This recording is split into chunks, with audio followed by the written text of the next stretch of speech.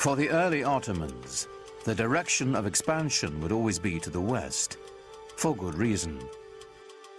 They could not expand to the east or to the south because those were controlled by their brothers, the Turkoman emirs, the Muslims, and a Muslim should not be fighting against a Muslim, so they said at the time. So the only place he could expand was towards the Christian territories westward. Osman's warriors moved to the north and west across the Anatolian plateau, into territory controlled by the traditional Christian power in the area, the aging Byzantine Empire. By Osman's time, the 1,000-year-old Byzantine Empire was reaching the end of its age, dwindling to an isolated stronghold in Eurasia.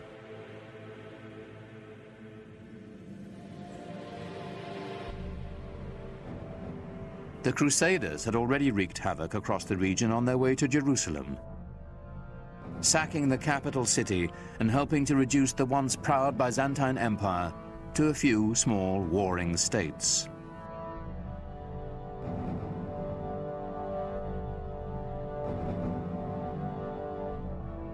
The Ottomans quickly overran these splintered Byzantine factions, uniting northwestern Anatolia into a single domain. In 1326, the Ottomans took the powerful Byzantine city of Bursa, a victory that would change the character of the Ottoman Turks forever.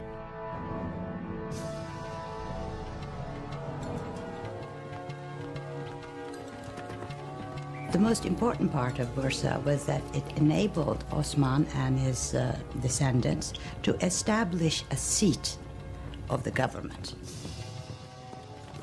The restless nomads of the steppe would settle down to build an empire. What we're witnessing is this huge demographic event. The movement of a whole civilization from a nomadic way of life to a settled way of life.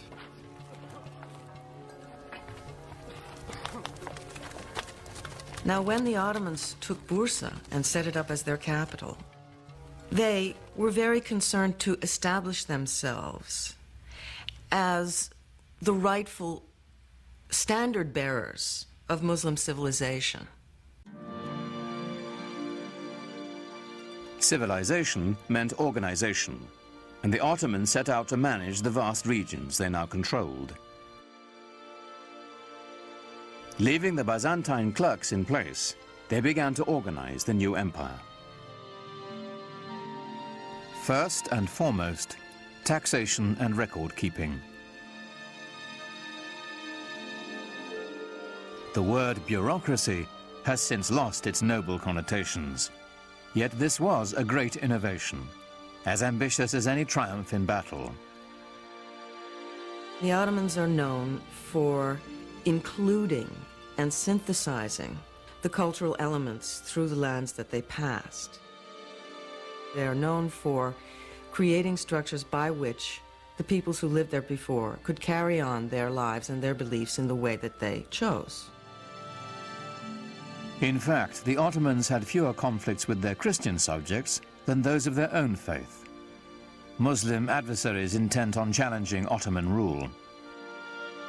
One of the bureaucratic, or let us say management problems facing the Ottomans was that there were still rival Muslim sort of proto-kingdoms around them.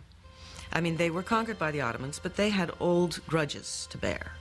And they had certain claims to dynastic glory of their own. And they were constantly worried about these old Muslim families rising up and creating a rebellion. And so the story goes that they felt it would be imprudent to have the army made up of these sorts of people.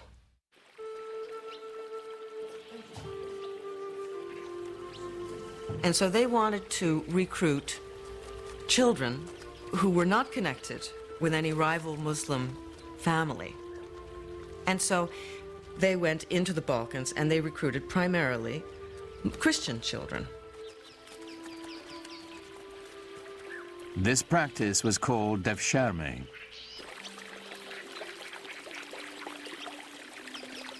The young boys were technically slaves of the Sultan, but they weren't treated like slaves. First, they were brought into the Muslim faith, taught rituals of washing and prayer, and the Arabic and Ottoman languages. This served a political as well as a religious purpose. Through the devshirme system, the Ottomans could create a caste without any conflicting loyalties to tribe or family.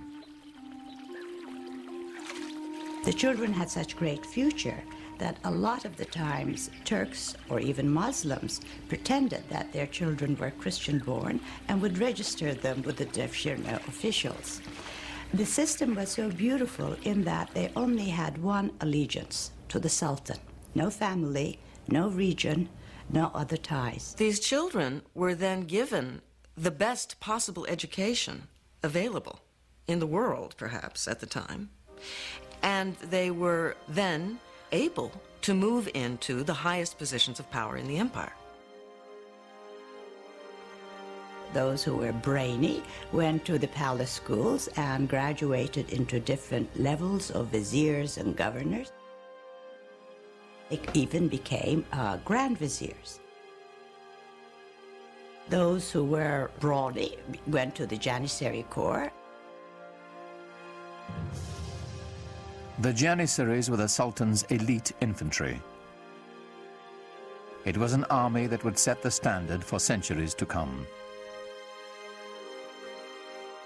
They were the strongest, trained as military machines, no fear of dying, totally fearless, and their only love was to serve the Sultan. They were trained with all the precision and discipline, pomp and circumstance of a modern army. For the first time, an army wore uniforms and went into battle to the accompaniment of a military band.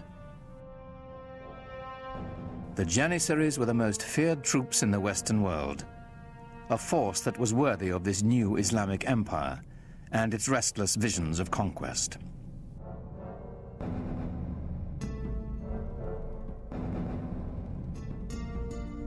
By the middle of the 15th century, the Ottoman Empire spread from present-day Turkey, known as Anatolia, deep into the Balkans, with one critical exception. It must have galled the Ottoman Sultan that with his domains now stretching all the way into Asia and far, far into Europe in the West, there remained right in the center of his domains the greatest prize of all, the capital city of Constantinople, the most powerful, the richest, the most magnetic city in the entire world, still in the hands of the dying but not yet dead Byzantine Empire. To the Ottomans, Constantinople's strategic and economic importance was considerable. Its symbolic significance was even greater. It was the city. There was no other city. If you were going to rule that area, obviously you would rule it from that city.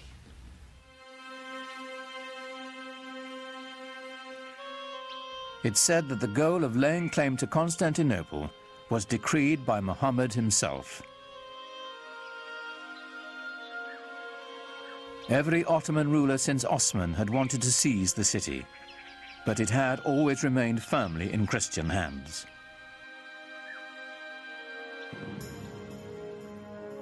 Then a sultan came to power whose dreams of conquest would not be denied.